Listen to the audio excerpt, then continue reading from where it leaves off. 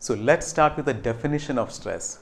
Now, stress is not an easy thing to define for the simple reason that it is a very subjective thing. The experience of stress varies from individual to individual. What I consider as stressful need not be stressful for you, and vice versa.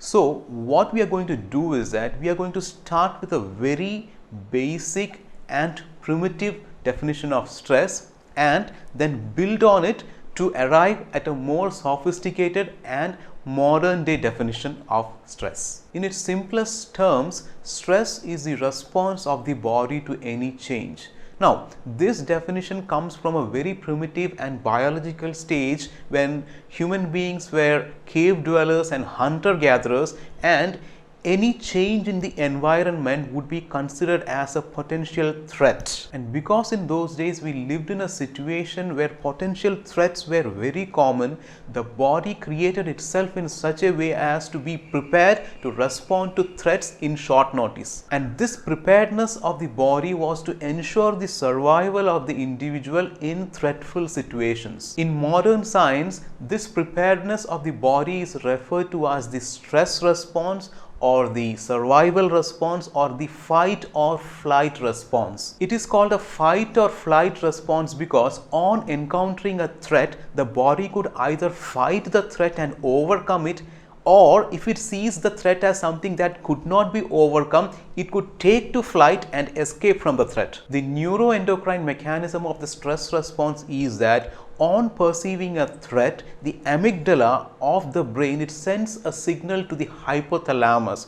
The hypothalamus happens to be the autonomous command center of the brain.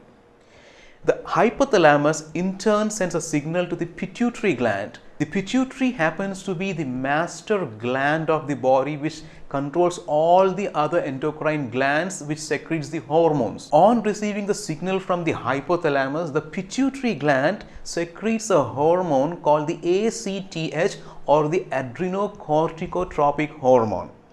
The ACTH stimulates the adrenal cortex, the cortical part of the adrenal gland which is situated on top of the kidneys, and the cortex of the adrenal gland, it again releases the hormone called the cortisol. In addition to this, the hypothalamus also directly stimulates the adrenal medulla, which is the inner part of the adrenal gland, again situated on top of the kidneys. In response, the adrenal medulla releases the hormones called catecholamines.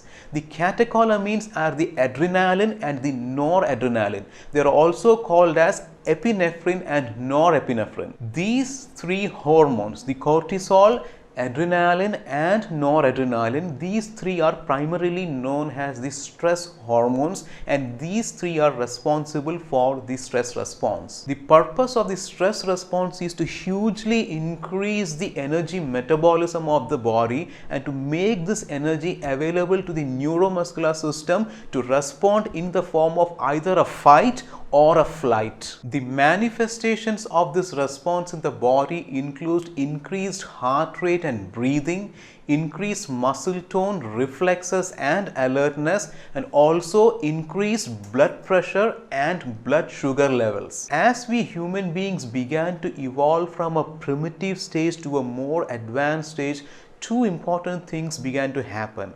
The cerebral cortex started to take over as the more dominant center and started to exert much more control over the environmental factors. And because of this, survival became a much more lesser threat on a day-to-day basis as it used to be. And instead of survival, we started focusing on our own well-being. And because of the shift of the emphasis from just bodily survival to overall well-being, the human being started to evolve from just a biological entity to a psycho-social and emotional entity. So based on these evolutionary changes, we will modify our definition of stress by bringing in two simple changes.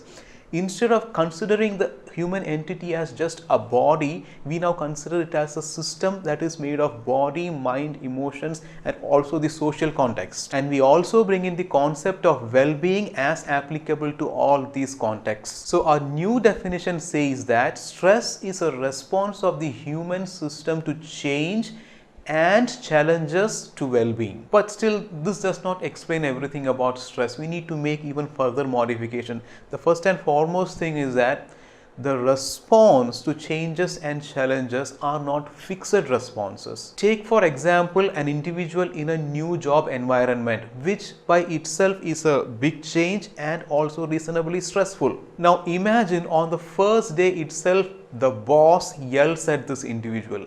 The stress levels get out of control, right? Now if this happens on a daily basis, this person will come to realize that, oh, this is the nature of this fellow, and he keeps yelling. He gets inputs from his colleagues also. So slowly, steadily, his stress levels settle down to a minimum. What we mean to say is that our response to similar stressful situations can evolve over a period of time. Either it could go up or it could go down. This response, which can be learned or unlearned, we call it a dynamic response. So we modify the definition of stress a bit more and say stress is a dynamic response of the human system to change or challenges to well-being. Is that it?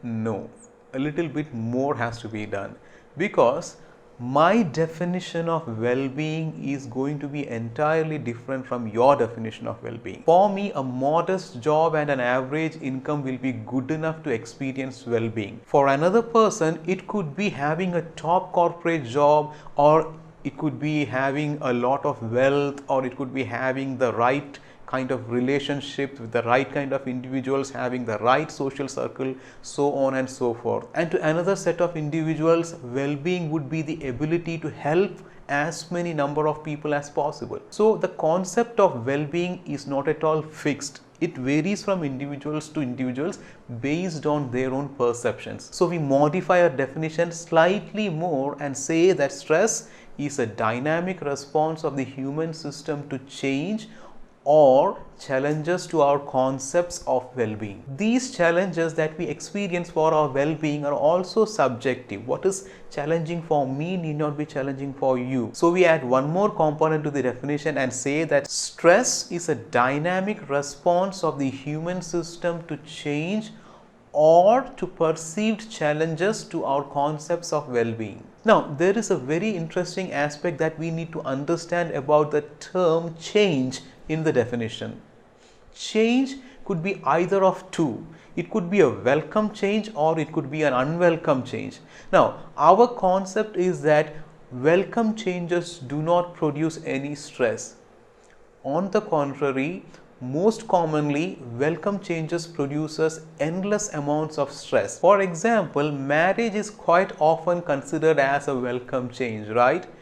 But the outcome of marriage in the long term ends up being one of the most stressful thing for many individuals. Similarly, the arrival of a new baby at home is considered as a very welcome change, but it ends up being immensely stressful for the parents in an unimaginable level. So change could be welcome change or unwelcome change, but both could end up being stressful. Now, what we need to understand is that stress is a good thing if it helps us to cope with changes and challenges. This kind of minimum levels of stress, which is actually helping us to improve our performance, is termed as eustress. But unfortunately, what has happened to modern human beings is that a mechanism that could have been helpful for us, we have turned it into a very bad habit.